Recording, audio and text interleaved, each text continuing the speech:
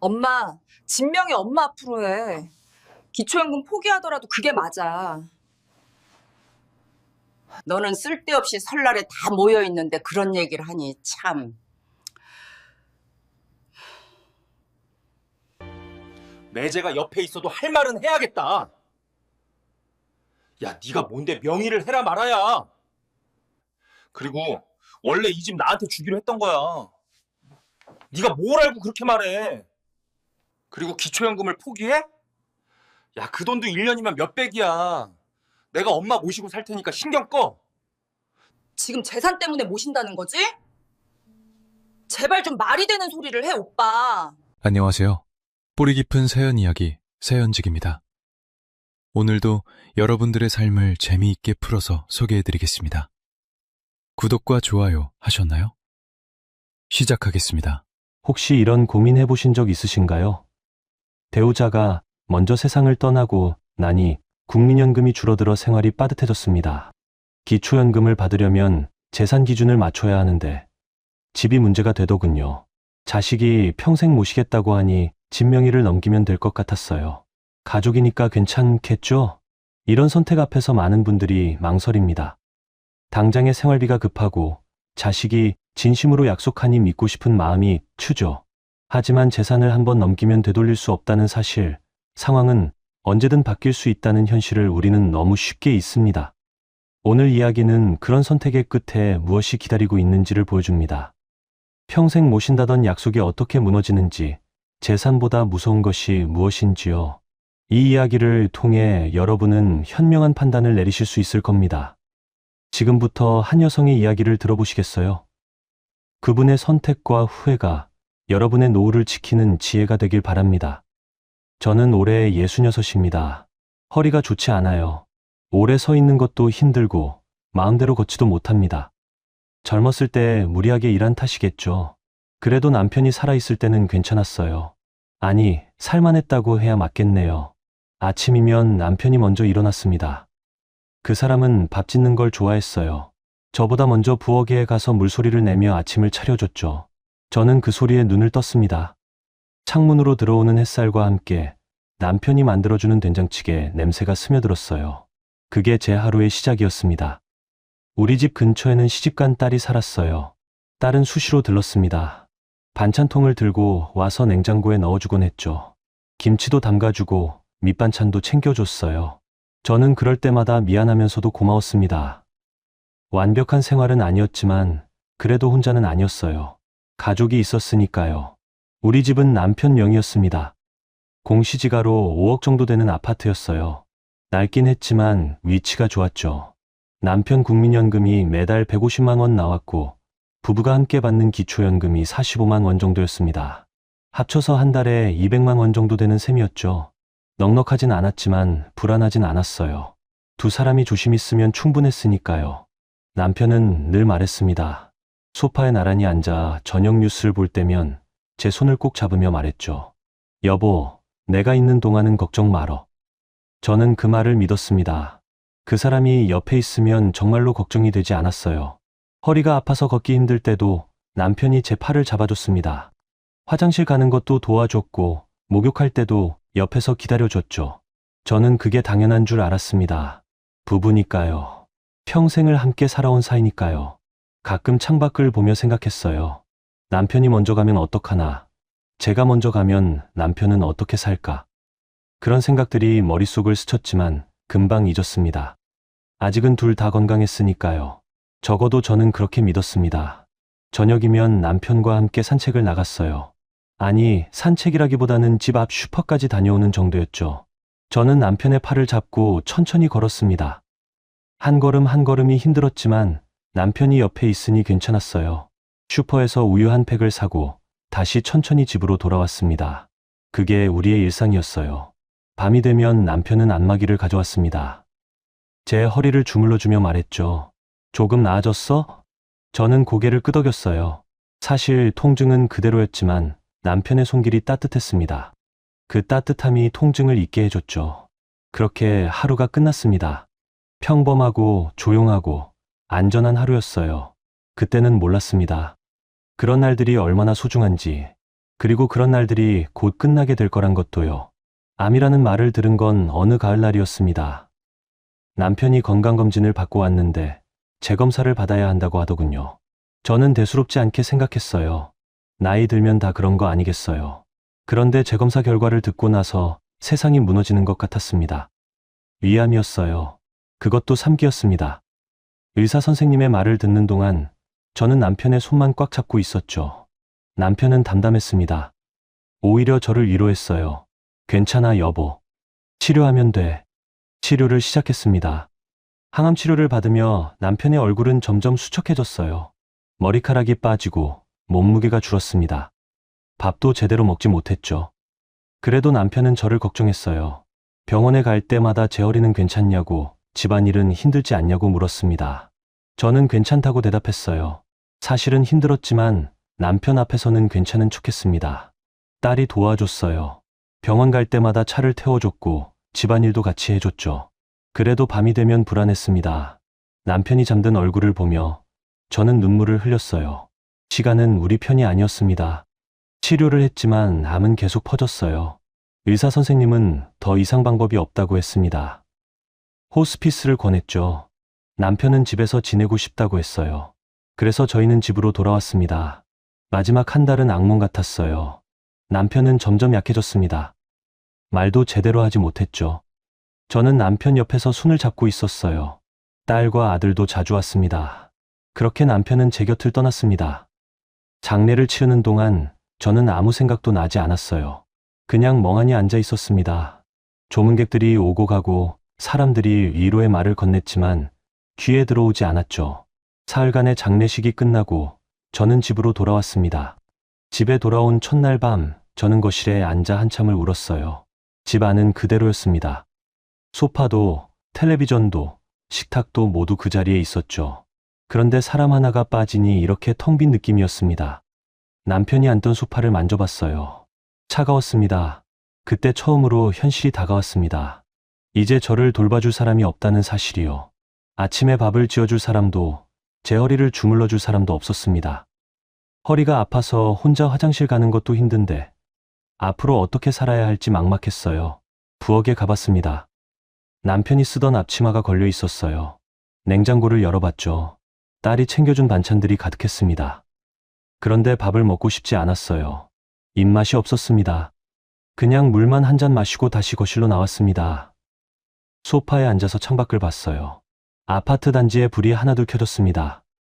사람들은 저녁을 먹고 텔레비전을 보고 평범한 하루를 보내고 있었죠.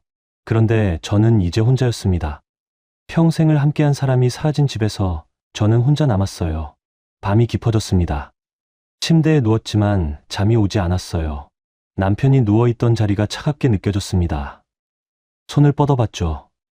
아무것도 잡히지 않았어요. 저는 그렇게 밤을 새웠습니다. 눈물도 다 말라버린 것 같았어요. 장례를 치르고 일주일쯤 지났을 때였습니다. 가족들은 비상사태처럼 움직이기 시작했어요. 그 중에서도 딸이 가장 먼저 나섰습니다. 딸은 여기저기 전화를 걸었어요. 국민연금공단에도 전화하고 주민센터에도 전화했죠. 보험회사에도 전화했습니다. 딸은 메모를 했어요. 공책에 빼곡하게 적었습니다. 무엇을 신청해야 하는지, 어디에 가야 하는지, 필요한 서류는 무엇인지요. 저는 그저 딸이 하는 대로 따라갔습니다. 무슨 말인지 잘 이해가 되지 않았거든요. 어느 날 저녁 딸이 서류 뭉치를 들고 집에 왔습니다. 주민센터, 국민연금공단, 은행에서 받아온 서류들이었어요. 식탁에 앉아서 하나하나 설명해 줬습니다. 엄마, 아빠 국민연금은 유족연금으로 바뀌어요. 60%가 나온대요. 저는 고개를 끄덕였습니다. 딸이 계산기를 두드렸어요. 아빠가 150만 원 받으셨으니까 60%면 90만 원이에요. 계산을 해보니 한 달에 90만 원 정도였습니다. 150만 원에서 90만 원으로 줄어드는 거였죠. 60만 원이 줄어드는 거예요. 그래도 없는 것보단 나았습니다. 그러면 한 달에 90만 원 정도네요. 딸의 말에 저는 잠시 숨이 놓였어요. 그래도 뭐 살 수는 있겠다 싶었습니다. 조심히 쓰면요. 하지만 병원비, 약값, 관리비를 생각하니 빠듯했어요. 그런데 문제는 그 다음이었습니다. 딸이 다시 말을 이었습니다. 목소리가 조심스러웠어요. 엄마, 그런데 기초연금이 문제예요. 기초연금이 왜? 집 명의를 엄마 앞으로 바꾸면 기초연금이 중지될 수 있대요. 저는 깜짝 놀랐어요. 기초연금까지 끊기면 한 달에 90만 원으로 살아야 한다는 얘기였으니까요. 그건 불가능했습니다. 딸이 자세히 설명해 줬습니다. 서류를 보여주며 한 줄 한 줄 짚어가며 말했어요. 지금까지는 부부 기준이었잖아요. 그래서 기초연금을 받을 수 있었어요. 그런데 이제 엄마 혼자시니까 단독 가구가 되는 거예요. 그럼 기초연금을 더 받는 거 아니야? 아니에요. 부부 기준이랑 혼자 사는 사람 기준이 다른 거예요. 딸이 설명을 계속했습니다. 가구원 수는 1명이 됐는데 재산은 그대로니까 기준을 초과한다는 거였어요. 집이 5억이면 혼자 사는 사람 기준으로는 재산이 너무 많다는 거였죠. 그럼 어떻게 해야 돼요? 제가 물었습니다. 딸은 잠시 망설이다가 말했어요. 불편한 표정이었습니다. 방법이 하나 있긴 해요. 뭔데? 집을 자식 명의로 돌리면 엄마 재산이 없는 걸로 나와서 기초연금을 받을 수 있대요. 그 말을 듣는 순간 머릿속이 복잡해졌습니다. 집을 자식에게 준다는 게 뭔가 불안했어요. 남편과 평생 살았던 집인데요. 그런데 한편으로는 기초연금을 받지 못하면 정말 살기 힘들 것 같았죠. 기초연금이 얼마나 나오는데? 한 달에 30만 원 정도요. 30만 원이요. 적지 않은 돈이었습니다. 90만 원에 30만 원을 더하면 120만 원이에요. 60만 원이 줄었던 걸 30만 원 만회하는 거였죠. 딸은 계속 설명했습니다. 계산기를 두드리며 보여줬어요. 유족연금 90만 원에 기초연금 30만 원을 더하면 한 달에 120만 원이 돼요. 그러면 그나마 생활이 가능해요. 딸이 가계부를 꺼냈습니다. 제가 쓰는 돈을 정리한 거였어요. 관리비, 병원비, 약값에 식비가 40만 원, 기타 생활비가 20만 원이었습니다. 합계가 100만 원이 넘었어요. 봐요, 엄마. 한 달에 최소 100만 원은 있어야 해요. 병원비도 나가고 약값도 나가잖아요. 90만 원으로는 턱없이 부족해요. 딸의 말이 맞았습니다. 저는 그날 밤 잠을 이루지 못했어요. 침대에 누워서 천장만 바라봤습니다. 집을 자식에게 넘긴다는 게 쉬운 결정은 아니었어요. 남편과 평생 살아온 집이었으니까요. 20년 전 이 집을 처음 샀을 때가 생각났습니다. 남편이 얼마나 기뻐했는지요. 우리 집이 생겼다고, 이제 월세 걱정 안 해도 된다고 좋아했죠. 이 집에는 추억이 가득했습니다. 아이들을 키운 곳이고 남편과 함께 늙어간 곳이었어요. 거실 벽에는 아이들 키 재던 자국이 있습니다. 부엌에는 남편이 붙여놓은 메모지가 아직도 붙어 있어요. 그런 집을 남에게 주는 게 아니라 자식에게 주는 거라고 해도요. 뭔가 불안했습니다. 집이 제 명의가 아니게 되면 정말 제 집이 아닌 것 같았어요. 그런데 다른 선택지가 있었을까요? 90만 원으로는 정말 살 수 없었습니다. 요양보호사를 쓰려면 돈이 더 필요했고 병원비도 계속 나갔어요. 허리 치료도 받아야 했고요. 저는 이미 허리 때문에 혼자서는 생활이 힘들었습니다. 남편이 도와줬을 때도 힘들었는데 이제는 혼자예요. 화장실 가는 것도, 씻는 것도, 밥 먹는 것도 다 혼자 해야 했습니다. 며칠 동안 고민했습니다. 딸은 조심스럽게 의견을 물었고 저는 대답하지 못했어요. 생각할 시간이 필요하다고 했죠. 딸은 또 다른 방법도 알아봤습니다. 요양보호사 비용, 복지 서비스, 정부 지원금 같은 것들이요. 하지만 다 조건이 있었어요. 소득이 얼마 이하여야 하고 재산이 얼마 이하여야 하고요. 결국 핵심은 똑같았습니다. 집 때문에 복지 혜택을 받을 수 없다는 거였어요. 그러던 중에 설날이 다가왔습니다. 온 가족이 모이는 날이었죠. 그날 모든 것이 결정될 줄은 몰랐습니다. 그날 제 인생이 바뀔 줄은요. 설날 아침이었습니다. 온 가족이 모였어요. 아들 내외와 손주들, 딸 내외가 모두 왔습니다. 저는 아침부터 부엌에서 떡국을 끓였어요. 사실 허리가 아파서 힘들었지만 명절이니까 해야 할 것 같았습니다. 딸이 도와줬죠. 떡을 썰고 국물을 내는 동안 딸은 제 옆에서 이것저것 거들었어요. 부엌 창문으로 햇살이 들어왔습니다. 평범한 설날 아침이었어요. 그런데 제 마음만은 무거웠습니다. 오늘 이야기를 꺼내야 한다는 걸 알고 있었으니까요. 손이 떨려서 국자를 제대로 잡지 못했어요. 식탁 위에는 떡국이 놓였습니다. 김이 모락모락 올라왔어요. 손주들이 먼저 떡국을 먹기 시작했습니다. 아이들은 떡이 맛있다며 좋아했죠. 어른들은 천천히 수저를 들었습니다. 평범한 명절 풍경이었어요. 아들과 며느리, 딸과 사위가 둘러앉아 밥을 먹는 모습이 평화로워 보였습니다. 하지만 저는 떡국이 넘어가지 않았어요. 목구멍에 뭔가 걸린 것처럼 답답했습니다. 숟가락을 놓고 물을 한 모금 마셨어요. 식구들은 이런저런 이야기를 나눴습니다. 손주 학교 이야기, 직장 이야기, 날씨 이야기까지요. 식사가 끝나고 손주들은 방으로 들어갔습니다. 텔레비전을 보겠다고 했어요. 어른들만 식탁에 남았습니다. 분위기가 조금씩 무거워졌어요.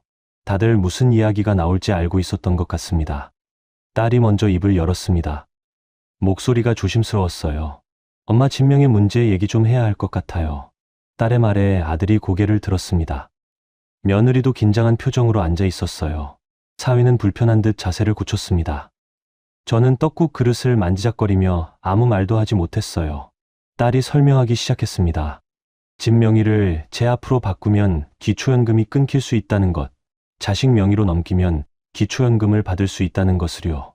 딸은 서류까지 가져왔더라고요. 주민센터에서 받아온 안내문이었습니다. 하지만 딸의 생각은 확고했어요. 엄마, 그냥 명의 엄마 앞으로 바꿔요. 기초연금 포기하더라도 그게 맞아요. 딸은 진지했습니다. 눈빛에 걱정이 가득했어요. 집은 엄마 재산이에요. 자식한테 넘기면 나중에 문제 생길 수 있어요. 제가 반찬도 계속 챙겨드릴게요. 병원도 제가 모시고 다닐게요. 그 말에 잠시 침묵이 흘렀습니다. 저도 딸의 말이 맞다는 걸 알았어요. 하지만 한 달에 30만 원이 없으면 정말 힘들 것 같았습니다. 병원비도 나가고 약값도 나가는데요. 그때 아들이 끼어들었습니다. 아들은 조금 불편한 표정이었어요. 며느리를 힐끗 보더니 입을 열었습니다. 아니야, 나한테 넘겨. 저는 깜짝 놀라서 아들을 봤습니다. 딸도 놀란 표정이었어요. 아들은 당연하다는 듯이 말을 이었죠. 기초연금 1년으로 치면 360만 원이야. 얼마를 손해보는 거야. 그걸 왜 포기해? 그리고 그 집 어차피 나한테 줄 집 아니야? 내가 장남이잖아. 아들의 말에 식탁이 조용해졌습니다. 딸의 표정이 굳어지는 게 보였어요. 손을 꽉 쥐고 있더라고요. 아들은 계속 말했습니다. 대신 내가 엄마 평생 모실게. 우리 집 근처로 모시든지 아니면 우리가 자주 와서 돌봐드릴게. 며느리도 평일마다 오면 되겠네. 며느리가 고개를 끄덕였어요. 아들의 말에 동의하는 것 같았습니다. 네, 어머니. 제가 평일마다 올게요. 청소도 하고 밥도 해드릴게요. 저는 뭐라고 말해야 할지 몰랐어요. 사실 아들의 말도 일리가 있었습니다. 기초연금을 포기하면 정말 힘들 것 같았으니까요. 그리고 장남이 부모를 모시는 게 당연하다는 생각도 들었어요. 그런데 딸이 화가 난 목소리로 말했습니다. 그 말 믿을 수 있어? 재산 때문에 돌본다는 말이야? 딸의 목소리가 떨렸어요. 감정이 격해진 것 같았습니다. 아들은 발끈했어요. 무슨 소리야. 나는 진심으로 하는 말이야. 엄마가 기초연금 손해보는 게 싫어서 그러는 거야. 내가 봐줄 거야? 나는 지금도 보고 있잖아. 반찬도 내가 챙기고 병원도 내가 데려다 드리고. 그동안 오빠가 뭐 했는데? 둘의 목소리가 점점 커졌습니다. 며느리도 끼어들었어요. 표정이 불편해 보였습니다. 쉽게 말하시네요. 우리는 아이들도 키워야 하고 저도 일해야 하는데 그래도 어머니 모시겠다고 하는 거예요. 사위도 한마디 했습니다. 조용히 있다가 말을 꺼냈어요. 그래도 집은 함부로 넘기는 게 아니죠. 나중에 문제 생길 수 있어요. 무슨 문제요? 우리를 의심하는 거예요? 아들의 목소리가 높아졌습니다. 식탁은 순식간에 전쟁터가 됐어요. 서로 목소리를 높였습니다. 저는 그 한가운데 앉아서 아무 말도 하지 못했어요. 떡국이 식어가고 있었습니다. 김이 사라지고 떡이 불어터졌어요. 아들이 벌떡 일어났습니다. 화가 난 표정이었어요. 그럼 너희가 해. 나는 모르겠어. 우리는 간다. 며느리도 따라 일어났어요. 손주들을 데리고 나가려는 것 같았습니다. 아이들을 부르는 소리가 들렸어요. 딸도 화가 나서 소리쳤습니다. 엄마, 제발 정신 차리세요. 집 넘기면 안 돼요. 나중에 후회해요. 너는 왜 자꾸 그래? 엄마 결정하실 거잖아. 엄마가 제대로 판단하실 수 있는 상황이야? 지금 힘드셔서 그러는 거잖아. 저는 그저 앉아 있을 뿐이었습니다. 입을 열 수가 없었어요. 목이 메었습니다. 아들 가족이 먼저 나갔습니다. 현관문이 쾅 닫히는 소리가 들렸어요. 딸도 한숨을 쉬며 일어났습니다. 엄마, 생각 잘하세요. 저는 반대예요. 딸도 곧 떠났습니다. 사위가 딸의 어깨를 감싸며 나갔어요. 혼자 남은 저는 식탁에 앉아 식어버린 떡국을 바라봤습니다. 설날이 이렇게 끝나다니요. 그날 밤 저는 침대에 누워서 생각했어요. 아들의 말이 자꾸 귓가에 맴돌았습니다. 평생 모시겠다는 그 말이요. 사실 저는 요양보호사가 낯설었어요. 모르는 사람이 집에 오는 게 싫었습니다. 가족이 돌봐줬으면 했죠. 그게 당연한 거 아닌가요? 그리고 또 하나, 제 마음속 깊은 곳에 있던 생각이 떠올랐습니다. 어쩌면 저는 장남이 저를 모셔야 한다고, 그리고 재산은 장남이 가져가야 한다고 생각했는지도 몰라요. 옛날 방식이죠. 제가 자란 환경이 그랬으니까요. 제 어머니도 장남 집에서 돌아가셨어요. 그게 당연한 줄 알았습니다. 며칠 밤을 잠들지 못했습니다. 침대에 누워서 천장만 바라봤어요. 허리 통증보다 마음이 더 아팠습니다. 집을 넘겨야 할까, 말아야 할까. 딸의 걱정, 어린 목소리와 아들의 자신만만한 말이 계속 맴돌았어요. 설날 다음 날 아침 일찍 전화가 왔습니다. 아들이었어요. 목소리가 부드러웠습니다. 엄마, 설날에 미안했어요. 싸워서. 그런데 진심이에요. 제가 엄마 평생 모실게요. 아들의 말을 듣는 동안 저는 가슴이 뭉클했어요.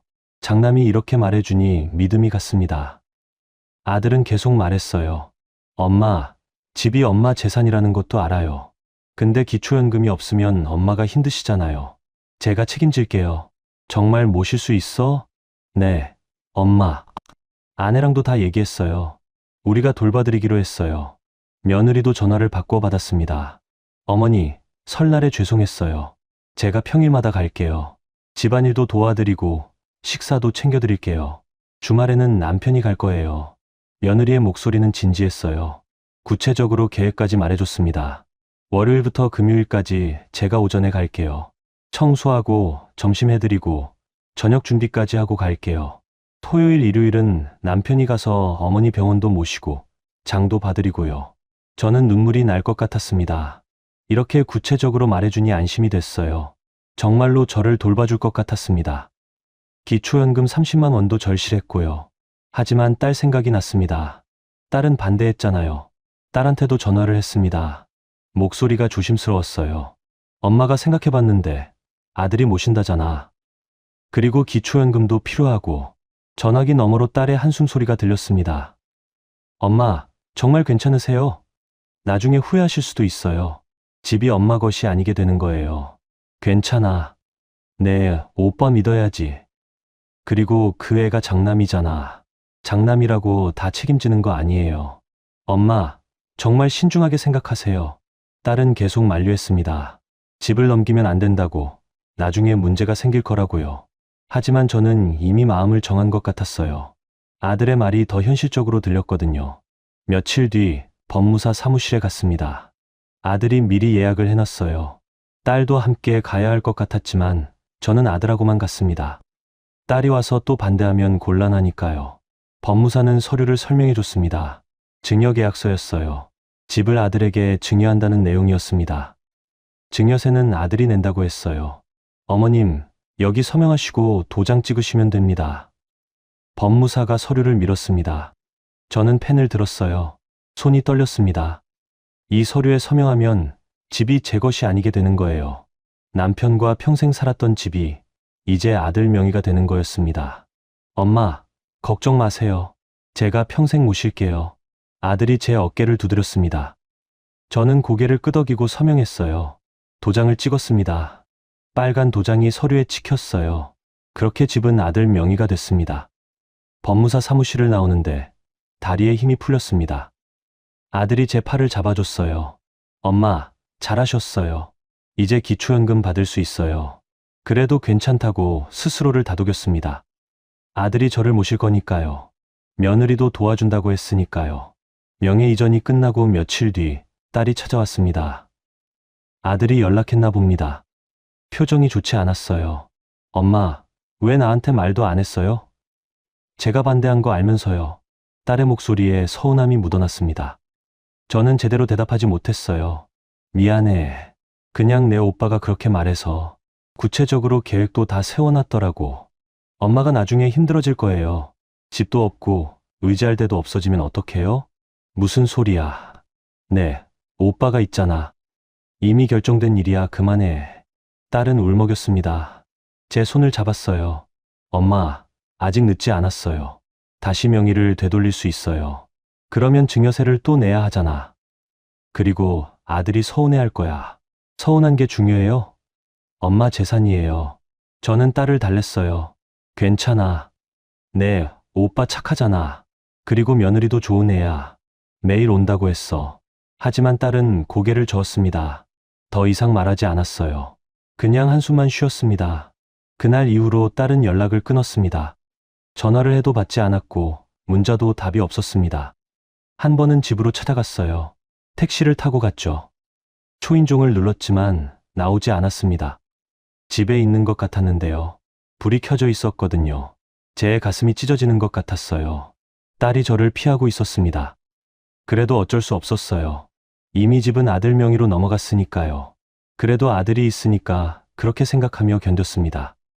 명의를 바꾸고 나서 주민센터에 갔습니다. 남편의 자가를 자녀에게 증여했다고 말했죠. 담당 공무원이 서류를 검토했습니다. 재산이 없으시네요. 등기부등본 확인했고요. 사망한 남편분의 재산이 바로 자녀에게 넘어간 것이니 때문에 문제될 거 없으세요. 기초연금은 계속 나올 거예요. 한 달에 30만 원 정도요. 유족연금 90만 원과 합쳐서 120만 원이 됐죠. 그나마 숨통이 트였습니다. 며느리가 약속대로 왔어요. 명예 이전하고 일주일 뒤부터였습니다. 월요일 오전 10시쯤 왔어요. 장바구니를 들고 왔습니다. 어머니, 오늘 뭐 드시고 싶으세요? 아무거나 괜찮아. 며느리는 부엌으로 갔습니다. 청소부터 했어요. 걸레질하고 설거지하고 화장실도 닦았습니다. 그리고 점심을 준비했어요. 된장찌개를 끓였습니다. 어머니, 밥 드세요. 며느리가 차려준 밥상을 받았습니다. 오랜만에 제대로 된 식사였어요. 며느리는 저를 챙겨줬습니다. 처음 며칠은 정말 잘해줬어요. 집안 청소도 해주고 밥도 해줬습니다. 빨래도 해줬어요. 저는 고마웠어요. 허리가 아파서 힘든 일을 며느리가 대신 해주니 편했죠. 주말에는 아들이 왔습니다. 토요일 오전에 왔어요. 저를 병원에 데려다 줬습니다. 허리 치료를 받고 약을 타왔어요. 아들은 제 팔을 잡아주며 천천히 걸었습니다. 마치 남편처럼요. 엄마, 이제 편하시죠? 제가 말했잖아요. 제가 모신다고요. 아들이 물었습니다. 저는 고개를 끄덕였어요. 그때는 정말 그랬습니다. 이 선택이 옳았다고 생각했죠. 딸이 걱정했던 게 기우였다고 그렇게 믿었습니다. 일요일에는 장을 받아줬어요. 마트에 가서 필요한 것들을 샀습니다. 휴지, 세제, 식료품들이요. 아들이 다 들어다 줬어요. 엄마, 더 필요한 거 있으세요? 아니, 충분해. 그렇게 한 달이 지났습니다. 아들 가족은 약속을 지켰어요. 며느리는 일주일에 5번 왔고 아들은 주말마다 왔습니다. 저는 안심했습니다. 역시 아들을 믿길 잘했다고 생각했어요. 하지만 그 믿음은 오래가지 못했습니다. 변화는 서서히 시작됐어요. 한 달쯤 지났을 때부터였습니다. 며느리가 오는 횟수가 줄어들기 시작했어요. 처음에는 일주일에 5번 왔는데 나중엔 일주일에 3번, 그 다음엔 2번으로 줄었습니다. 일주일에 1번 올 때도 있었어요. 며느리는 항상 핑계가 있었습니다. 오늘은 아이 학원 보내야 한다고, 내일은 친정엄마가 아프다고요. 저는 괜찮다고 말했습니다. 사실 괜찮지 않았지만요. 며느리도 바쁘겠다 싶었어요. 아이들 키우는 것도 힘들 텐데 시어머니까지 돌보려니 힘들겠죠. 어느 날은 며느리가 전화를 했습니다. 어머니, 오늘은 못 갈 것 같아요. 둘째가 열이 나서요. 그래, 괜찮아. 아이 돌봐야지. 저는 그렇게 대답했어요. 하지만 냉장고에는 먹을 게 없었습니다. 며느리가 해준 반찬이 다 떨어졌거든요. 저는 라면을 끓여 먹었습니다. 허리가 아파서 오래 서 있기 힘들었지만 어쩔 수 없었어요. 주말에 오기로 한 아들도 마찬가지였습니다. 처음에는 매주 왔어요. 토요일마다 와서 저를 병원에 데려다 줬죠. 장을 받아 주기도 했습니다. 그런데 한 달이 지나니까 한 달에 1-2번으로 줄었어요. 그 다음엔 한 달에 1번이 됐습니다. 전화를 해도 바쁘다는 말만 반복했죠. 엄마, 요즘 회사 일이 너무 많아서요. 주말에도 나가야 해요. 다음 주에는 꼭 갈게요. 아이들 축구 시합이 있어서 이번 주는 안 될 것 같아요. 다음 주가 와도 오지 않았습니다. 또 다른 핑계가 생겼어요. 저는 혼자 집에 있는 시간이 많아졌습니다. 허리가 아파서 움직이기 힘들었지만 어쩔 수 없이 혼자 해야 했어요. 화장실 가는 것도 힘들었습니다. 허리를 구부리기가 어려워서 변기에 앉는 것도 한참 걸렸어요. 일어날 때는 더 힘들었습니다. 벽을 짚고 천천히 일어나야 했죠. 한 번은 넘어질 뻔했어요. 다행히 세면대를 잡아서 넘어지지 않았지만 그날 밤은 무서웠습니다. 냉장고에는 반찬이 떨어졌습니다. 딸이 챙겨주던 반찬도 이제 없었어요. 딸은 여전히 연락을 받지 않았으니까요. 제가 먼저 전화를 걸어봤지만 딸은 받지 않았습니다. 문자를 보내도 답이 없었어요. 제가 집을 아들한테 넘긴 게 그렇게 화가 났나 봅니다. 저는 간단하게 라면을 끓여 먹었습니다. 가끔은 빵을 사다 먹기도 했어요. 그게 전부였습니다. 요리를 할 힘이 없었거든요. 허리가 아파서 오래 서 있을 수 없었으니까요. 어느 날은 허리가 너무 아파서 침대에서 일어나지 못했습니다. 아침에 눈을 떴는데 허리가 굳어버린 것 같았어요. 움직이려고 하면 통증이 심했습니다. 전화기를 꺼내서 아들에게 전화했어요. 신호음이 울렸지만 아들은 받지 않았습니다. 며느리에게도 전화했습니다. 역시 받지 않았죠. 저는 그렇게 하루 종일 침대에 누워 있었어요. 화장실도 가지 못했습니다. 참았어요. 물도 마시지 않았습니다. 화장실 갈까 봐요. 밤이 되어서야 아들이 전화를 했습니다. 목소리가 피곤해 보였어요. 엄마, 무슨 일이세요? 낮에 전화하셨죠? 허리가 너무 아파서 그러는데 병원 좀 데려다 줄 수 있어? 엄마, 미안해요. 오늘은 진짜 안 될 것 같아요. 회식이 있어서요. 내일 가볼게요. 내일이 와도 오지 않았습니다. 저는 다음날 택시를 타고 병원에 갔어요. 택시비가 2만 원 나왔습니다. 아까웠지만 어쩔 수 없었어요. 병원에서 진통제를 받아왔습니다. 그러던 어느 날 아들이 집에 찾아왔습니다. 몇 주 만이었어요. 반가워서 문을 열어줬죠. 그런데 아들의 표정이 심각했습니다. 웃지 않았어요. 엄마, 잠깐 앉아요. 할 말이 있어요. 아들은 소파에 앉았습니다. 저도 옆에 앉았어요. 가슴이 두근거렸습니다. 좋지 않은 예감이 들었죠. 아들은 한참을 망설이더니 입을 열었습니다. 엄마, 아내가 단기 취업을 하게 됐어요. 반년 정도 일하기로 했대요. 낮에 잠깐 하는 일인데 한 달간은 교육한다고 하루 종일 회사에 있어야 하나 봐요. 그래서 당분간 집에 오기 힘들 것 같아요. 아들의 말에 저는 말문이 막혔습니다. 며느리가 일을 시작한다는 건 알았어요. 그런데 그게 저를 돌볼 수 없다는 뜻이었다니요. 아들은 계속 말했습니다. 저도 요즘 회사 일이 너무 많아요. 승진 기회가 있어서 더 열심히 해야 하거든요. 그래서 주말에도 나가야 할 것 같아요. 그럼 나는 어떻게 해? 제 목소리가 떨렸습니다. 아들은 잠시 망설이다가 말했어요. 눈을 피하면서요. 요양원에 한 달만 들어가 있을래요? 한 달만요. 아내가 교육받을 때까지만. 그 다음에는 다시 모시고 올게요. 요양원이라는 말에 가슴이 철렁 내려앉았습니다. 저는 요양원에 가고 싶지 않았어요. 텔레비전에서 본 요양원은 무서웠습니다. 모르는 사람들 사이에서 사는 게 싫었어요. 그런데 선택지가 없었습니다. 정말 한 달만이야? 꼭 데리러 올 거야? 네, 엄마. 한 달만요. 약속할게요. 제가 요양원비도 다 낼게요. 저는 고개를 끄덕였습니다. 한 달만이라는 말을 믿었어요. 며칠 뒤 아들이 요양원에 저를 데려다 줬습니다. 짐을 싸는 동안 저는 집을 둘러봤어요. 남편과 살았던 집, 이제는 아들 명의가 된 집이었습니다. 벽에 걸린 가족 사진이 눈에 들어왔어요. 젊었을 때 찍은 사진이었습니다. 요양원에 도착했습니다. 낯선 복도, 낯선 방, 낯선 사람들이었어요. 소독약 냄새가 났습니다. 복도를 지나가는데 할머니들이 보였어요. 휠체어에 앉아 있거나 침대에 누워 계셨습니다. 제 방으로 들어갔습니다. 4명이 함께 쓰는 방이었어요. 다른 할머니들이 이미 자리를 잡고 계셨습니다. 아들은 제 손을 잡았습니다. 엄마, 한 달만 참아요. 금방 모시러 올게요. 일주일에 한 번은 전화할게요. 아들이 떠나고 나서 저는 혼자 침대에 앉아 있었습니다. 창밖을 봤어요. 하늘이 보였습니다. 구름이 천천히 흘러갔어요. 그 하늘 아래 어딘가에 제 집이 있었죠. 이제는 돌아갈 수 없는 집이요. 요양원 생활은 낯설었습니다. 아침 6시에 일어나야 했어요. 간호사가 방문을 열고 불을 켰습니다. 세수를 하고 식당으로 가야 했죠. 같은 방을 쓰는 할머니들이 있었지만 말을 섞지 않았어요. 각자 자기 세계에 있었습니다. 저도 마찬가지였죠.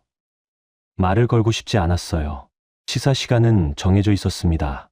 아침 7시, 점심 12시, 저녁 6시였어요. 식당에 가면 다른 노인들이 이미 앉아 있었습니다.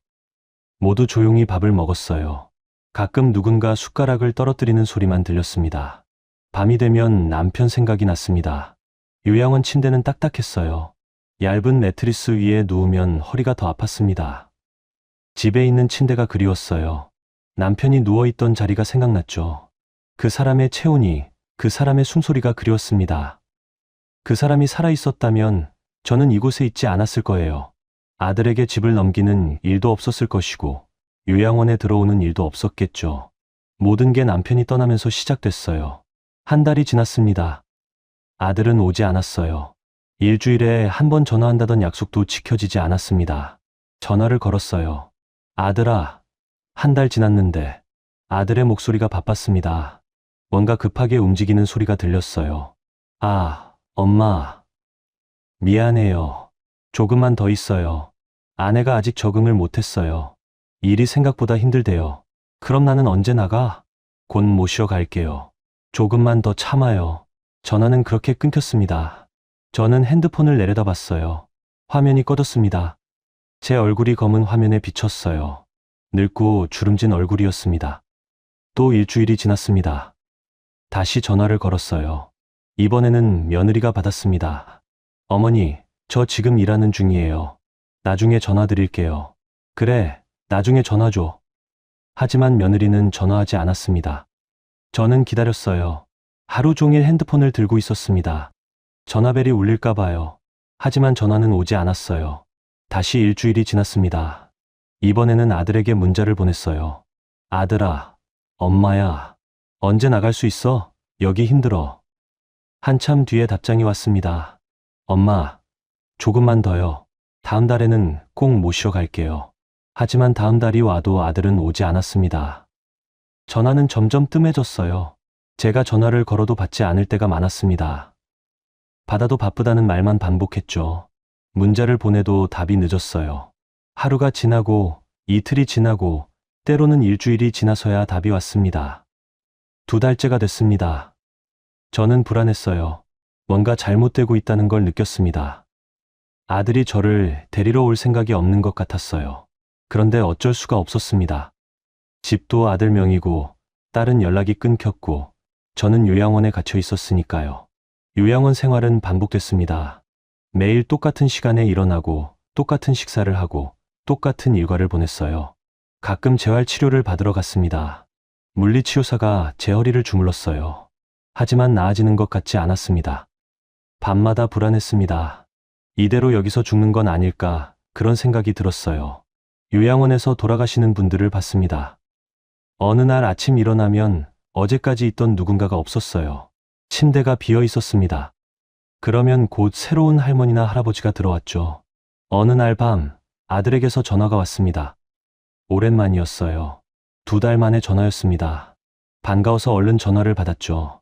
아들아, 언제 나를 데리러 올 거야? 전화기 너머로 아들의 숨소리가 들렸습니다. 평소와 달랐어요. 긴장한 것 같았습니다. 뭔가 말하려고 하는데 주저하는 느낌이었죠. 잠시 침묵이 흘렀습니다. 제 심장이 빠르게 뛰었어요. 그리고 아들이 말했습니다.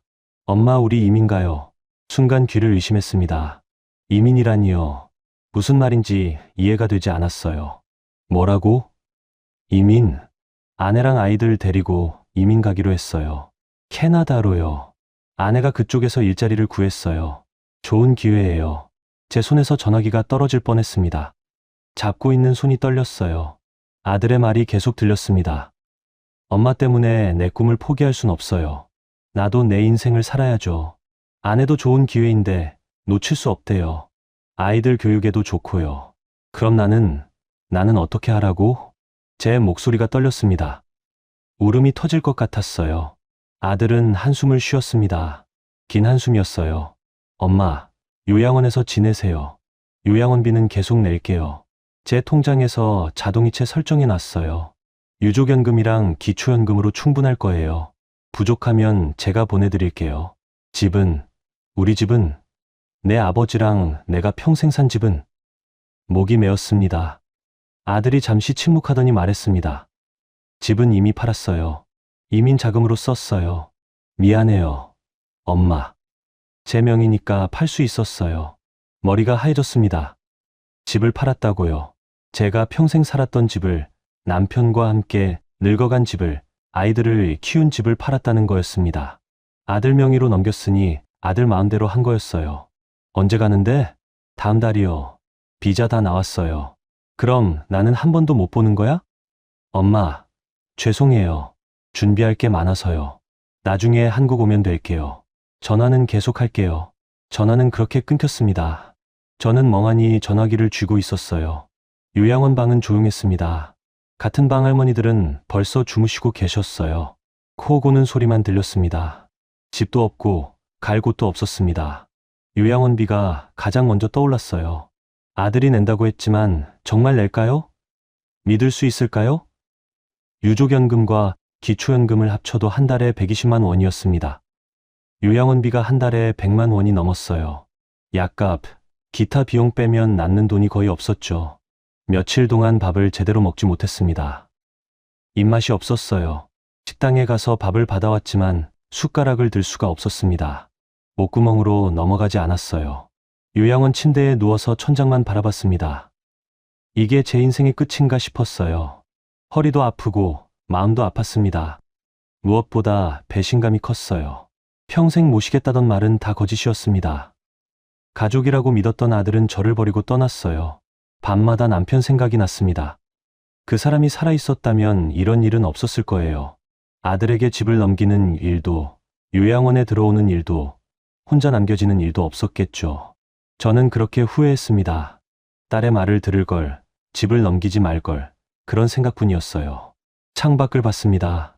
밤하늘에 별이 보였어요. 남편도 저 별들 중 하나가 됐을까요? 저를 내려다보고 있을까요? 미안하다고 잘못했다고 말하고 싶었습니다. 그날 밤 저는 결심했습니다. 딸에게 연락해야겠다고요. 이제 딸밖에 없었어요.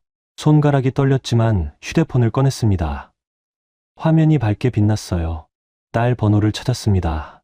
오랜만에 보는 번호였죠. 2달 넘게 연락하지 못했어요. 전화를 걸까 생각했지만 용기가 나지 않았습니다. 딸이 화가 나서 전화를 받지 않을 것 같았어요. 혹은 받더라도 차가운 목소리로 대할 것 같았습니다. 그럴 자격이 있었죠. 제가 딸의 말을 듣지 않았으니까요. 대신 메시지를 쓰기로 했습니다. 긴 메시지였어요. 손가락이 떨려서 오타가 많이 났습니다. 지우고 다시 쓰기를 반복했어요. 지금까지 있었던 일들을 하나하나 적었습니다. 딸아, 엄마야, 오랜만에 연락해서 미안해. 엄마가 잘못했어. 내 말을 들었어야 했는데. 손가락이 떨렸지만 계속 썼습니다. 눈물이 나서 화면이 흐려졌어요. 눈물을 닦고 다시 썼습니다. 아들이 집을 팔았어.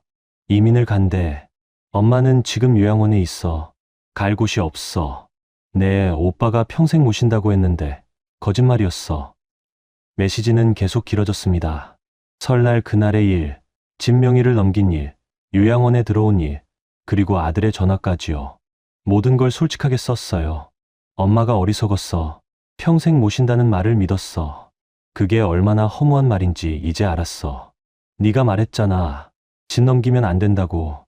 재산을 자식한테 주면 안 된다고. 왜 그때 네 말을 듣지 않았을까? 손가락이 아팠습니다. 계속 타자를 치느라 관절이 뻐근했어요. 그래도 멈출 수 없었습니다. 딸에게 전하고 싶은 말이 너무 많았으니까요. 내가 그렇게 만류했는데 엄마는 듣지 않았어. 기초연금이 필요하다는 생각만 했어. 그리고 장남이 모시는 게 당연하다고 생각했어. 엄마가 잘못 생각한 거야. 왜 그런 선택을 했는지, 얼마나 후회하는지, 그리고 미안하다는 말을 썼습니다. 딸에게 상처를 준 것도, 연락을 끊게 만든 것도 모두 제 잘못이었어요. 딸아, 엄마 너무 미안해. 용서해 줄 수 있을까? 엄마가 정말 잘못했어. 내가 옳았어. 엄마가 어리석었어. 마지막 문장을 쓰고 나서 한참을 망설였습니다. 보낼까 말까요? 딸이 거절하면 어쩌죠? 저는 더 이상 갈 곳이 없는데요. 하지만 보내기로 했습니다. 딸밖에 없었으니까요. 손가락을 움직여서 전송 버튼을 눌렀습니다. 메시지가 전송됐다는 표시가 떴어요. 저는 휴대폰을 꼭 쥐고 기다렸습니다. 답장이 올까요? 딸이 화가 나서 답하지 않을 수도 있었어요. 아니면 읽고도 무시할 수도 있었습니다. 시간이 천천히 흘렀습니다. 10분, 20분, 30분이 지났어요. 답장이 없었습니다. 저는 불안했습니다. 휴대폰 화면을 계속 들여다봤어요. 혹시 알림을 못 본 건 아닐까 싶어서요. 1시간쯤 지났을 때 휴대폰이 울렸습니다. 심장이 빠르게 뛰었어요. 전화를 받았습니다. 여보세요? 엄마 왜 이제 말해요? 진작 연락했어야죠. 제가 전화했을 때 받으셨어야죠. 딸의 말에 눈물이 났습니다. 화가 나 있을 줄 알았는데 딸은 걱정하고 있었어요. 엄마, 내가 갈게요. 어디 계세요? 주소 보내요. 내일 아침 일찍 갈게요. 저는 떨리는 손으로 요양원 주소를 보냈습니다. 손가락이 제대로 움직이지 않아서 여러 번 지우고 다시 썼어요. 주소를 보내고 나니 안도감이 들었습니다. 딸이 다시 말했어요. 엄마, 내일 아침 8시에 갈게요. 엄마 혼자 두지 않을게요. 이제 괜찮아요.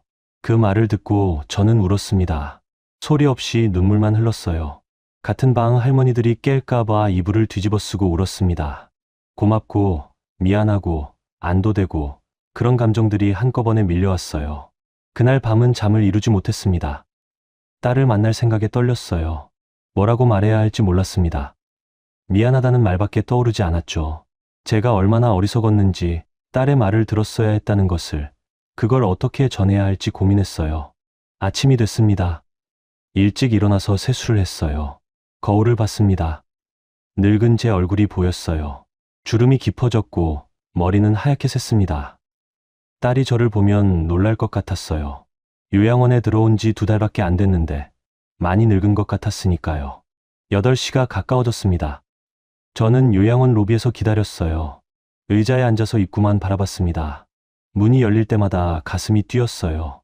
딸일까 싶어서요. 8시 5분쯤 문이 열렸습니다. 딸이 들어왔어요. 딸의 얼굴을 보는 순간 눈물이 쏟아졌습니다. 일어서려고 했지만 허리가 아파서 쉽지 않았어요. 딸이 달려왔습니다. 엄마. 딸이 저를 껴안았습니다. 딸의 체온이 느껴졌어요. 따뜻했습니다. 저는 딸의 품에서 한참을 울었어요. 미안하다는 말을 계속 반복했습니다. 딸도 울고 있었어요. 딸의 어깨가 떨렸습니다. 엄마, 괜찮아요. 이제 괜찮아요. 제가 있잖아요.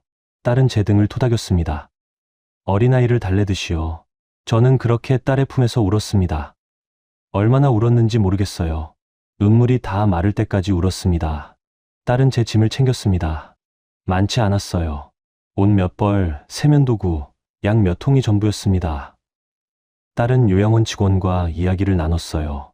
퇴소 절차를 밟았습니다. 그리고 저를 데리고 나왔습니다. 차에 타는 순간 세상이 달라 보였어요. 요양원 밖 세상이 이렇게 밝았나 싶었습니다. 하늘이 파랗게 보였어요. 구름이 하얗게 떠 있었습니다. 나무들이 바람에 흔들렸어요. 살아있다는 느낌이 들었습니다. 딸의 집으로 갔습니다. 딸은 제게 방을 내줬어요. 작은 방이었지만 따뜻했습니다. 창문으로 햇살이 들어왔어요. 침대도 부드러웠습니다. 엄마, 여기서 지내요. 제가 돌봐드릴게요. 반찬도 해드리고 병원도 모시고 다닐게요. 딸의 말에 또 눈물이 났습니다. 이번엔 고마움의 눈물이었어요. 평생 모신다던 아들은 떠났지만 딸은 여기 있었습니다. 제가 상처 줬던 딸이, 연락을 끊게 만들었던 딸이 저를 받아준 거예요. 지금도 가끔 생각합니다. 재산보다 무서운 건 가족이니까 괜찮겠지라는 믿음이었다는 거요. 평생 모신다는 말 하나로 인생이 바뀔 수 있다는 것을 부디 잊지 마시기 바랍니다. 이 이야기는 특별한 누군가의 이야기가 아닙니다. 지금도 많은 노인분들이 비슷한 선택의 앞에 서 계십니다. 기초연금을 받기 위해 집을 자식에게 넘기는 일, 그리고 평생 모신다는 약속을 믿는 일이요. 재산은 한번 넘기면 돌이킬 수 없습니다. 아무리 가족이라도, 아무리 믿음이 있어도 상황은 언제든 바뀔 수 있습니다. 그 선택의 끝에 서 있을 사람은 바로 여러분 자신이라는 것을 기억해 주시기 바랍니다. 평생 모신다는 말, 그 말 하나로 인생이 바뀔 수 있다는 걸 부디 잊지 마시기 바랍니다. 여러분의 노후를 지키는 건 결국 여러분 자신입니다. 여러분, 뿌리 깊은 세연 이야기 재밌게 들으셨나요? 오늘 이야기는 모두 끝났습니다. 여러분도 혹시 주인공과 같은 경험을 하셨거나 비슷한 이야기를 들으셨다면 주저하지 마시고 댓글 남겨주세요. DJ 김호, 제가 직접 댓글 달아드리겠습니다. 방으로 좀 들어와 봐요.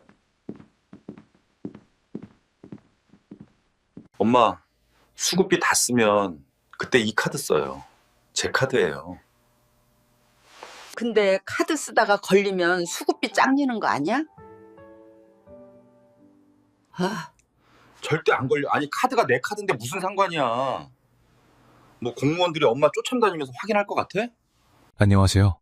뿌리 깊은 세연 이야기 세연직입니다. 오늘도 여러분들의 삶을 재미있게 풀어서 소개해드리겠습니다. 구독과 좋아요 하셨나요? 시작하겠습니다. 혹시 이런 생각을 해본 적 있으신가요? 내 노후는 내가 책임져야 하는데 어떻게 해야 할지 모르겠다. 자식이 나서서 도와준다는데 그게 잘못된 건지 어떻게 알겠어요? 저도 그랬습니다.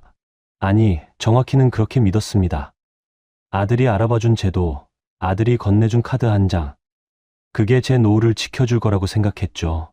주변에서도 다들 그렇게 한다고 했고 저는 그저 살아남기 위해 선택했을 뿐이었습니다. 하지만 그 선택이 어떤 결과를 만들어낼지, 그리고 가장 가까운 사람의 입에서 나온 말 한마디가 어떻게 증거가 되어 돌아올지는 전혀 몰랐습니다. 이제부터 제가 겪은 이야기를 들려드리겠습니다. 이 이야기가 누군가에게는 경고가 되고 누군가에게는 돌이킬 수 없는 선택을 하기 전 멈춰서는 계기가 되길 바랍니다. 지금부터 함께 보시죠. 저는 박정임, 올해 73입니다. 제 인생에서 가장 불안했던 시기를 꼽으라면 60대 후반이었을 겁니다. 남편은 이미 세상을 떠났고 당뇨의 관절염까지 생겨 일을 할 수가 없었죠. 몸은 아프고 병원비는 쌓여가고 통장 잔고는 점점 바닥을 보이기 시작했습니다. 그때는 정말 하루하루가 전쟁이었습니다. 아침에 눈을 뜨면 제일 먼저 드는 생각이 오늘은 뭘 먹지? 였으니까요. 냉장고를 열면 김치 한 통, 된장 조금. 밥은 있어도 반찬이 없었습니다. 시장에 가면 채소값이 얼마나 올랐는지 확인부터 했죠. 고기는 쳐다도 보지 않았습니다. 그건 명절에나 먹는 거였으니까요. 병원 가는 것도 두려웠습니다. 무릎이 아파서 걷기도 힘들었지만 정형외과 가서 내는 돈도 부담스러웠습니다. 당뇨약은 꾸준히 먹어야 하는데 약값도 만만치 않았습니다. 제일 무서웠던 건 겨울이었습니다. 난방비가 무서워서 보일러를 제대로 못 틀었어요. 두꺼운 옷을 겹겹이 입고 이불을 몇 겹 덮고 잤습니다. 그래도 추웠죠. 밤중에 추워서 깨는 날이 많았습니다. 그럴 때마다 생각했습니다. 나는 왜 이렇게 살아야 하나? 언제까지 이렇게 살아야 하나? 저에게는 아들이 하나 있습니다. 성호가 마지막으로 전화한 게 언제였을까요? 몇 년도 지난 것 같아요. 처음엔 성호도 가끔 연락했습니다. 명절에, 제 생일에. 하지만 점점 뜸해지더니 어느 순간부터는 아예 연락이 끊겼죠. 저도 전화하지 않았습니다. 아들도 바쁠 테고 저 때문에 신경 쓰이게 하고 싶지 않았으니까요. 가끔 궁금했습니다. 성우는 잘 지내고 있을까? 애들은 잘 크고 있을까? 하지만 물어볼 수도 없었습니다. 어린 시절 잘 돌봐야 했던 아들을 제대로 돌보지 않았던 죄책감이 아직도 남아 성우에게 전화하기가 부담스러웠습니다. 그런데 어느 날 성우가 갑자기 집에 찾아왔습니다. 예고도 없이요. 문을 열고 들어서더니 집안을 둘러보더군요. 텅 빈 냉장고, 꺼진 보일러, 낡은 이불. 성우의 얼굴이 굳어지는 게 보였습니다. 엄마, 이렇게 사시면 안 돼요. 괜찮아. 혼자 사는데 뭐. 무슨 괜찮아요? 병원은 다니세요? 당뇨약 받으러 가끔 가지. 엄마. 제가 돈이 많으면 도와드릴 텐데. 우리도 애들 학원비에 생활비에 빠듯하게 살아요. 성우는 한숨을 쉬었습니다. 그러더니 조용히 말했습니다. 엄마, 제가 방법을 알아볼게요. 이렇게는 살면 엄마 너무 힘드실 거예요. 그날 이후로 성호가 며칠에 한 번씩 전화했습니다. 주민센터 알아봤다. 복지제도 찾아봤다. 성호는 밤늦게까지 검색하고 여기저기 물어본 것 같았습니다. 2주쯤 지났을 때 성호가 다시 찾아왔습니다. 엄마, 기초생활수급자 신청하면 돼요. 수급자. 그게 뭔데?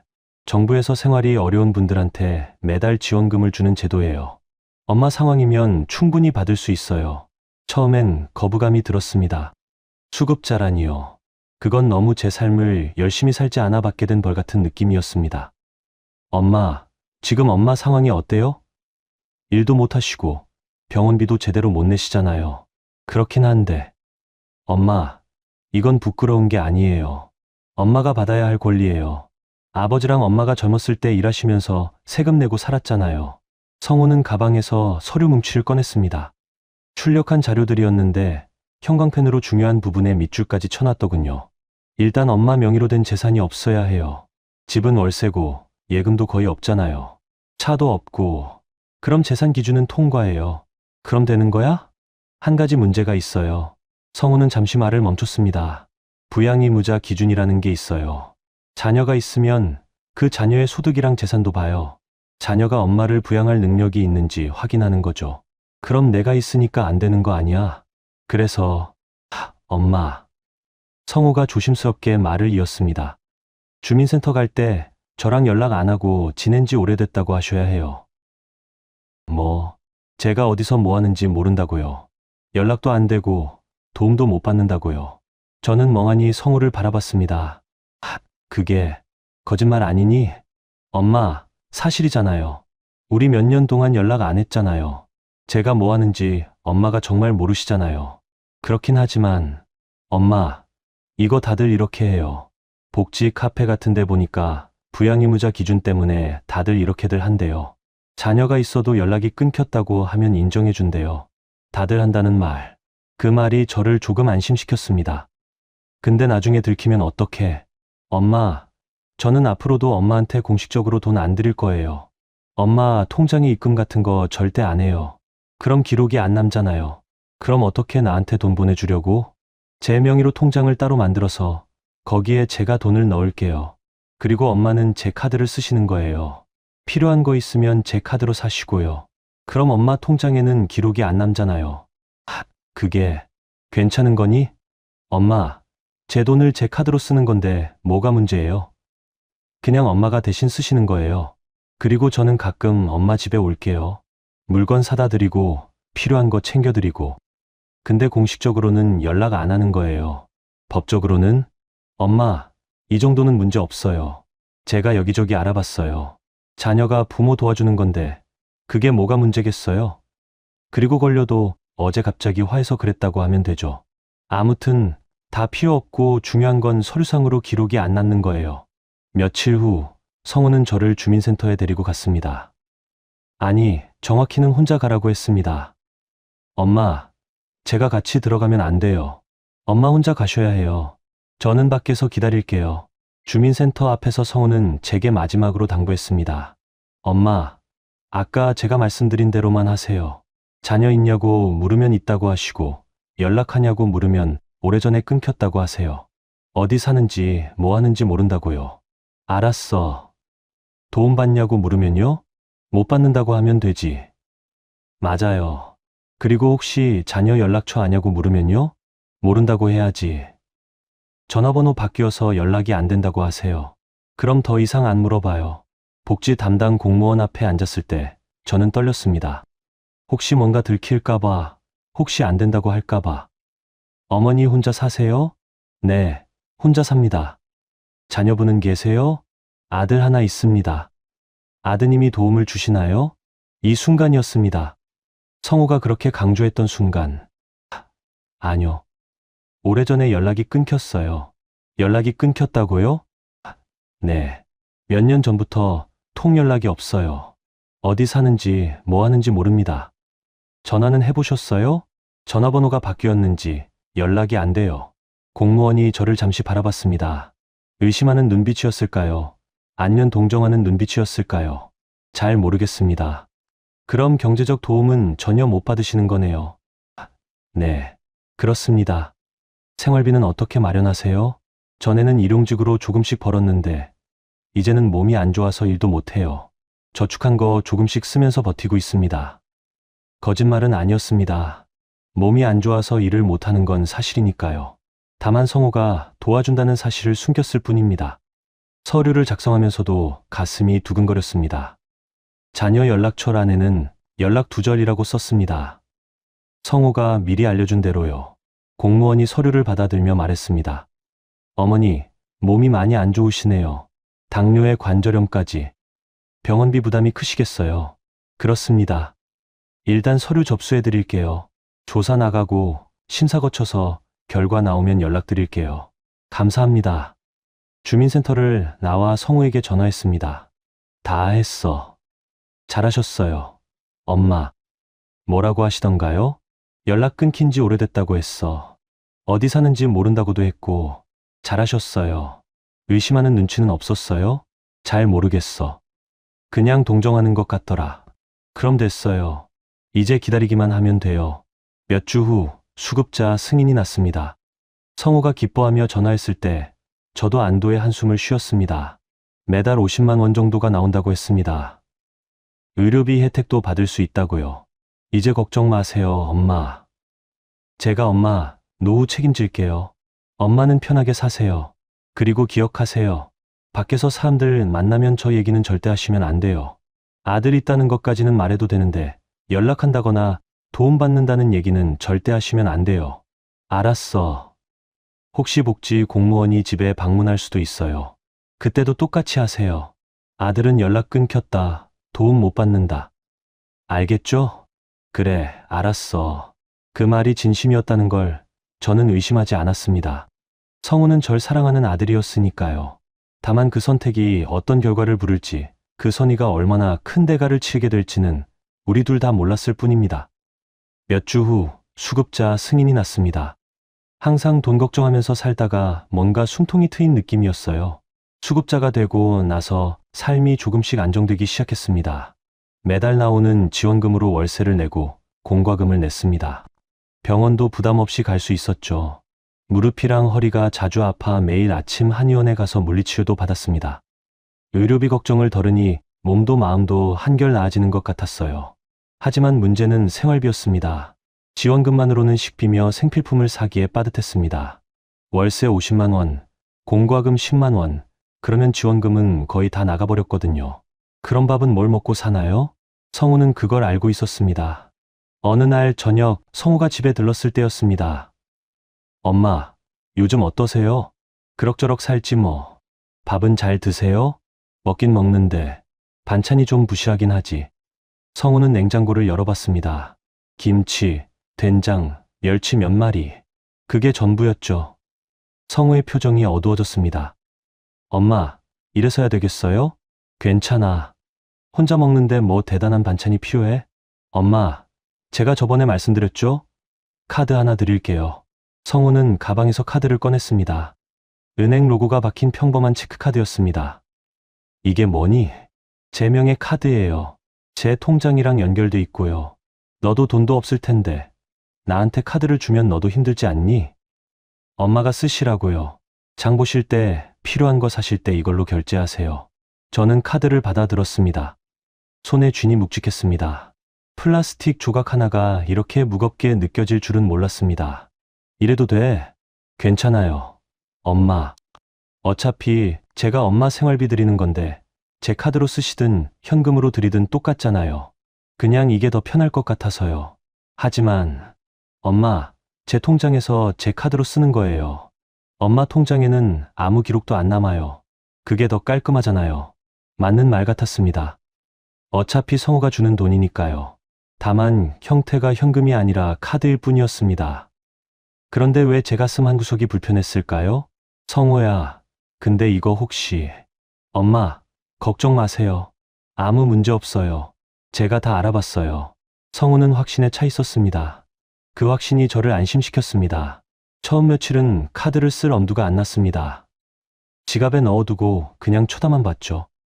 마트에 가서도 그냥 현금으로 장을 봤습니다. 가지고 있던 몇만 원으로요. 그런데 일주일쯤 지났을 때 현금이 다 떨어졌습니다. 통장에도 돈이 없었고요. 마트에서 장바구니에 물건을 담고 계산대 앞에 섰을 때 저는 떨리는 손으로 그 카드를 꺼냈습니다. 계산원이 카드를 받아 단말기에 긋더군요. 비 소리가 났습니다.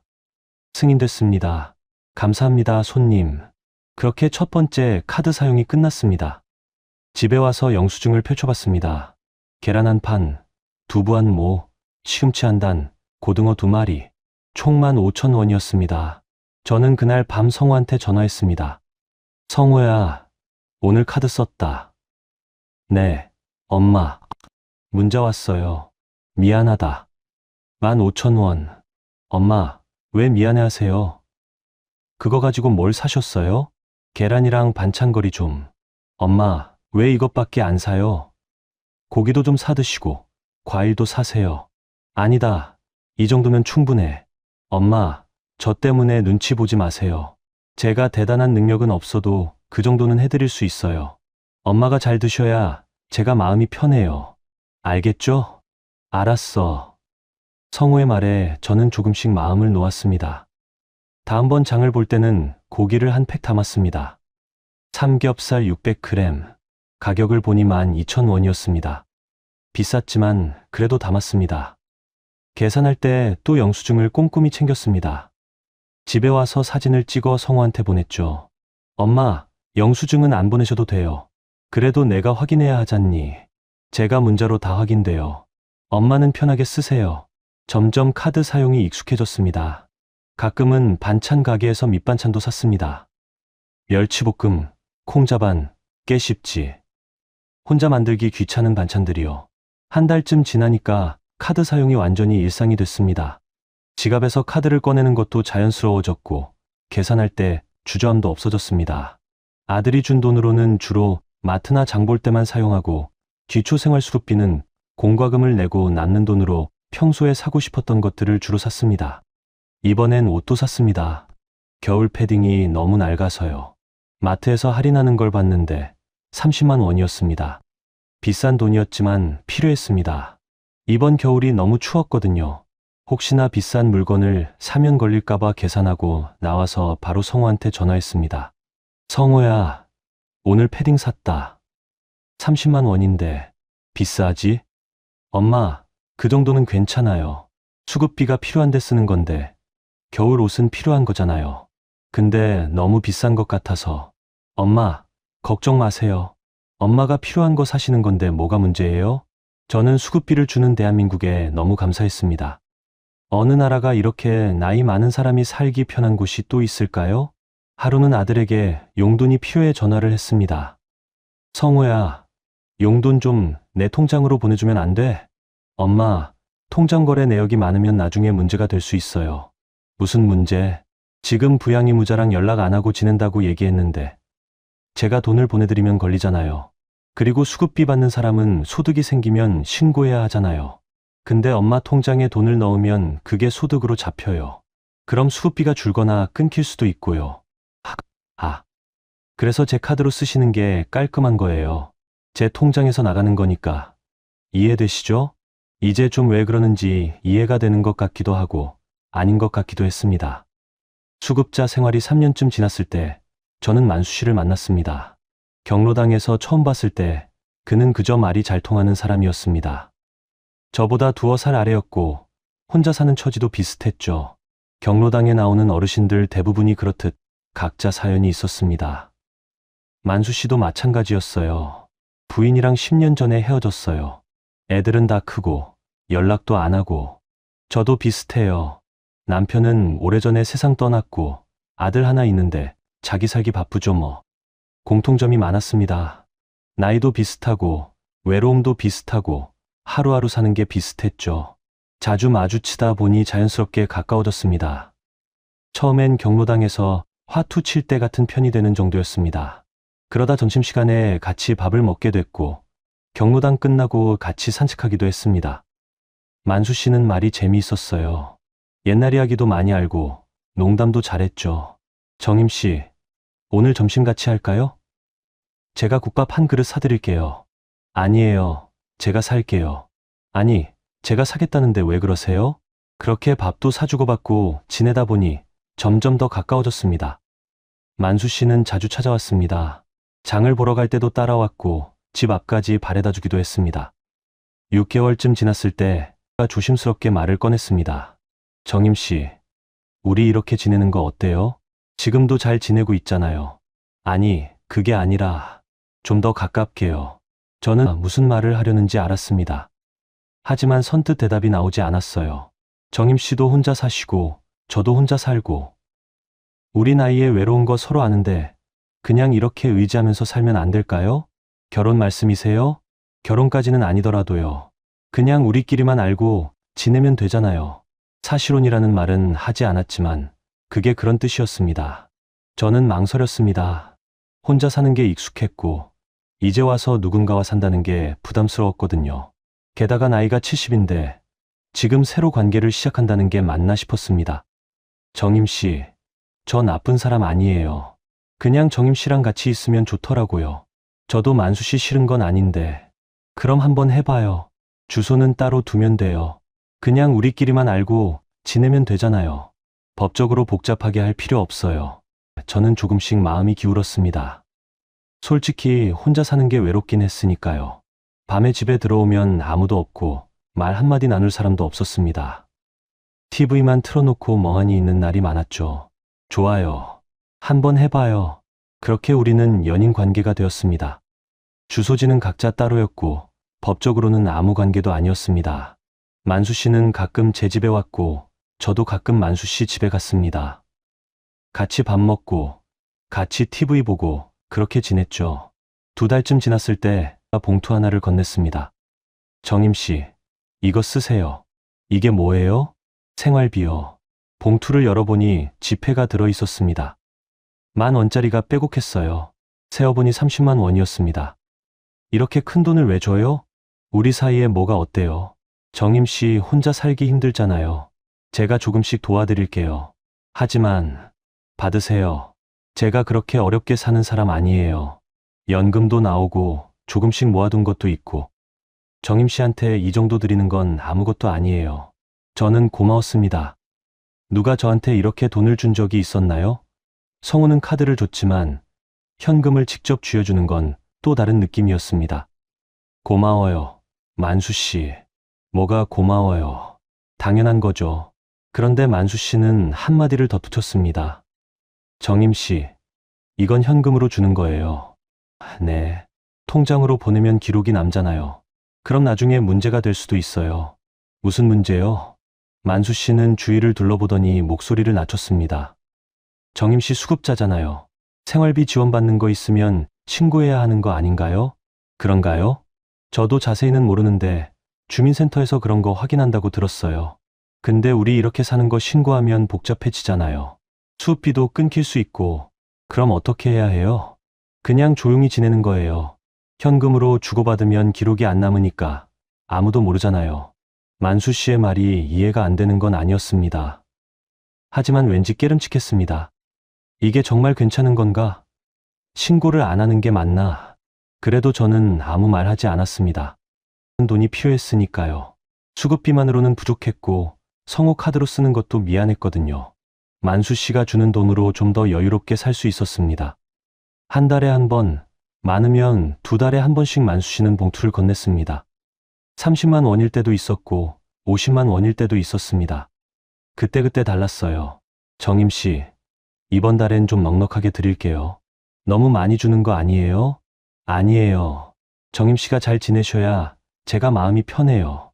돈을 건넬 때마다 꼭 그 말을 했습니다. 현금은 흔적이 안 남아요. 우리 관계는 우리끼리만 아는 게 좋아요. 정임 씨, 괜히 주민센터에 신고했다가 수급 끊기면 어떡해요? 조용히 지내는 게 답이에요. 처음엔 그 말이 불편했습니다. 뭔가 숨기는 것 같고 뭔가 잘못하는 것 같았거든요. 하지만 시간이 지나면서 그 말들이 익숙해졌습니다. 아, 그렇구나. 현금은 기록이 안 남는구나. 우리끼리만 알면 되는구나. 어느새 저도 그렇게 생각하게 됐습니다.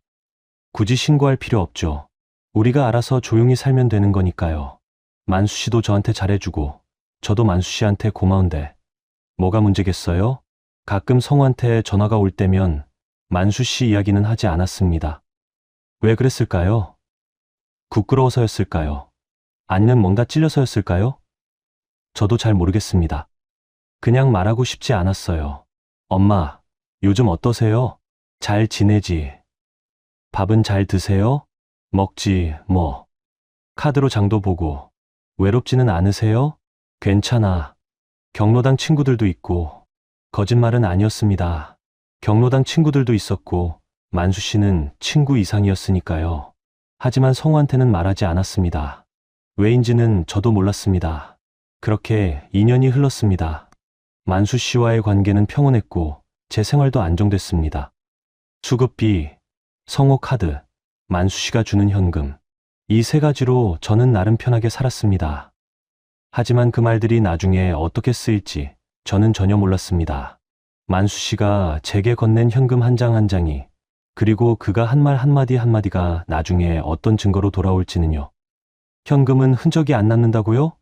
아니었습니다. 현금은 사람의 기억 속에 남고 그 기억은 배신으로 돌아왔습니다. 만수 씨와의 관계는 2년쯤 지났을 때부터 조금씩 삐걱거리기 시작했습니다. 처음엔 사소한 일들이었습니다. 제가 경로당 친구들과 시간을 보내면 만수 씨는 셀쭉해했습니다. 요즘 나보다 친구들이 더 중요한가 봐요? 무슨 소리예요? 그냥 오랜만에 만난 거예요. 오랜만이긴요. 어제도 만났잖아요. 오늘도 만나고. 친구들이랑 노는 게 뭐가 문제예요? 문제는 없는데 나는 언제 만나요? 정임 씨, 요즘 저랑은 시간을 안 보내시네요. 만수 씨의 목소리에 불만이 묻어났습니다. 처음엔 관심 표현이라고 생각했어요. 하지만 점점 심해졌습니다. 정임 씨, 오늘 누구랑 있었어요? 경로당에서 복순이랑 영자랑 수다 떨었어요. 뭐 하면서요? 그냥 이야기했죠 뭐. 손주 얘기도 하고 드라마 얘기도 하고. 몇 시간이나 있었어요? 2시간? 3시간? 그렇게 오래요? 만수 씨는 제가 누구랑 얼마나 있었는지 자꾸 물었습니다.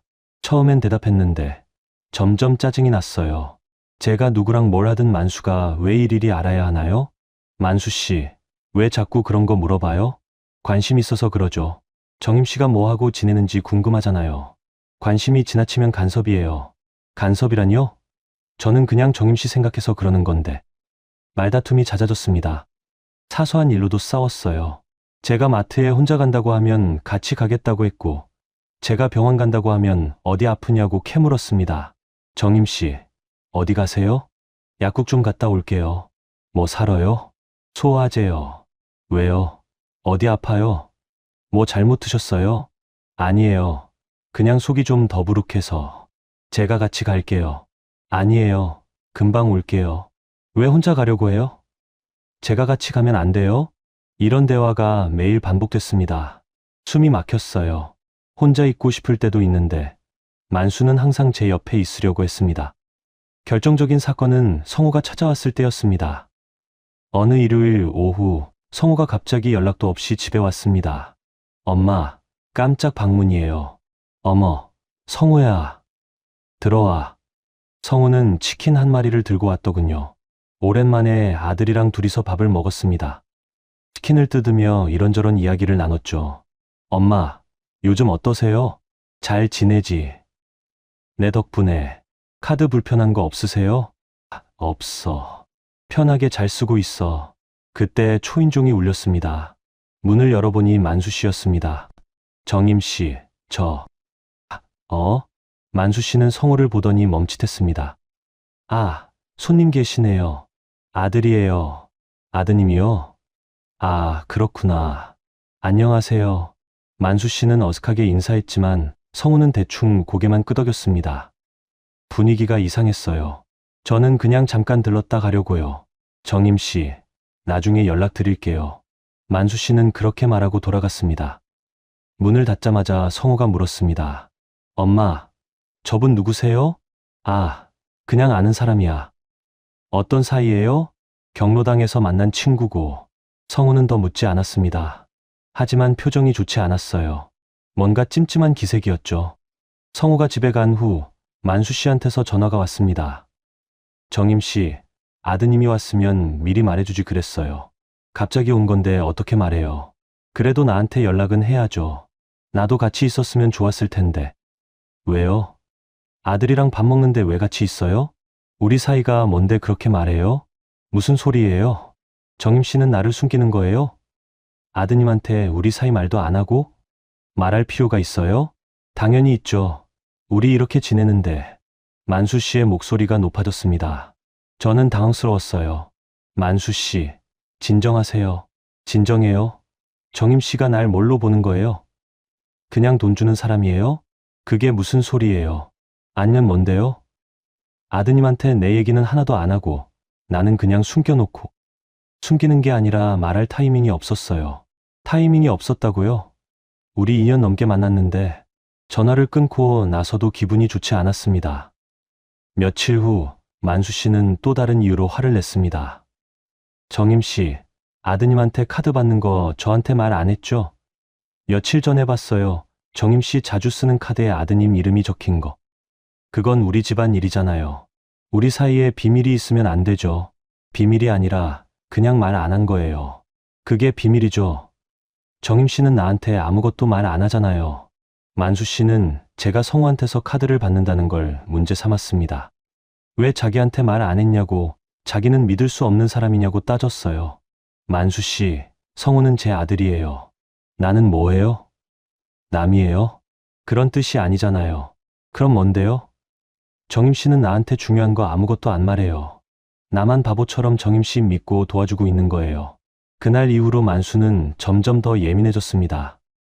제가 누구한테 전화하면 누구냐고 물었고, 제가 외출하면 어디 갔다 왔냐고 캐물었습니다. 제가 뭘 샀다고 하면 무슨 돈으로 샀냐고 물었어요. 정임 씨, 오늘 옷 샀어요? 네, 블라우스 하나. 무슨 돈으로요? 성우 카드로요. 또 성우 카드예요. 제가 드리는 돈은 안 쓰세요? 만수 씨 주신 돈은 식비로 쓰고 있어요. 그럼 옷은 왜 성우 카드로 사요? 제가 준 돈으로 사면 안 돼요? 저는 점점 숨이 막혔습니다. 뭘 사든, 어디를 가든, 누구를 만나든 만수 씨는 모든 걸 알고 싶어 했습니다. 그리고 항상 성우와 비교했어요. 3개월쯤 그렇게 지냈을 때 저는 한계에 도달했습니다. 더 이상 못 견디겠더라고요. 만수 씨, 우리 이제 그만 만나요. 전화로 말했을 때 만수 씨는 잠시 침묵했습니다. 뭐라고요? 저 이렇게 사는 거 힘들어요. 만수 씨는 저를 믿지 못하잖아요. 정임 씨, 내가 언제 안 믿었어요? 그냥 관심이 있는 거잖아요. 관심이 지나치면 간섭이에요. 저는 숨 막혀요. 숨 막혀요? 내가 뭘 어떻게 했는데? 만수 씨는 제가 뭘 하든 다 알고 싶어 하잖아요. 저는 그게 힘들어요. 만수 씨는 화를 냈습니다. 목소리가 거칠어졌습니다. 그래요. 좋아요. 그럼 이제 끝이에요. 하지만 정임 씨, 나중에 후회하지 마세요. 무슨 뜻이에요? 나중에 알게 될 거예요. 전화가 끊겼습니다. 저는 휴대폰을 내려놓고 한참 멍하니 앉아 있었습니다. 후회하지 말라니 무슨 뜻일까요? 하지만 그때는 깊이 생각하지 않았습니다. 그냥 끝났다는 안도감이 더 컸어요. 이제 좀 편하게 살 수 있겠구나 싶었죠. 만수 씨는 그날 이후로 연락하지 않았고 저도 연락하지 않았습니다. 경로당에서도 마주치지 않았습니다. 만수는 아예 다른 경로당으로 옮긴 것 같았어요. 저는 안도했습니다. 이제 좀 평화로워지겠구나. 이제 좀 숨 쉴 수 있겠구나.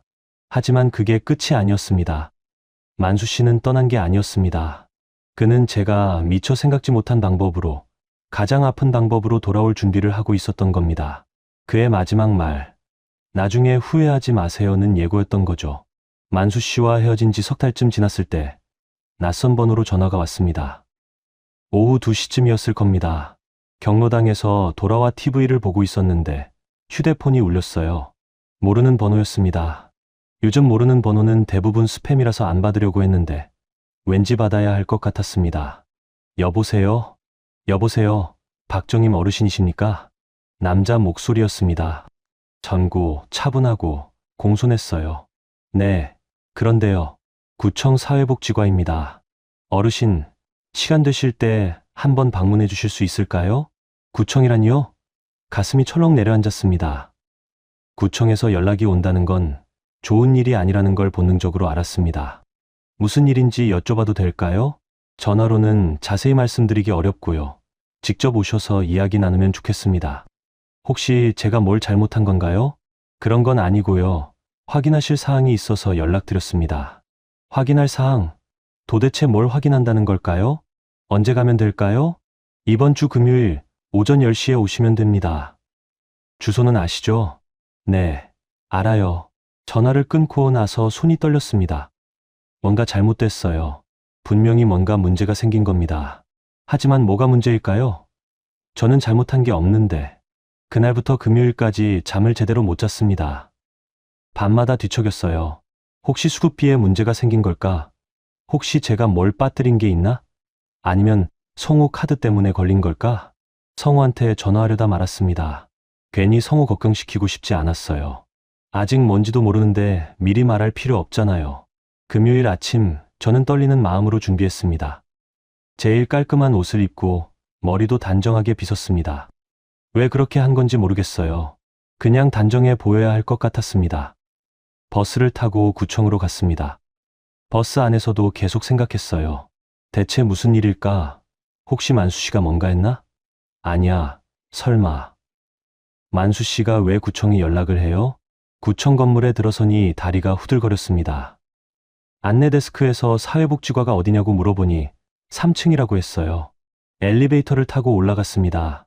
엘리베이터 안에는 저 혼자였는데 거울에 비친 제 얼굴이 창백했습니다. 3층에 내려서 복지과 문을 열었습니다.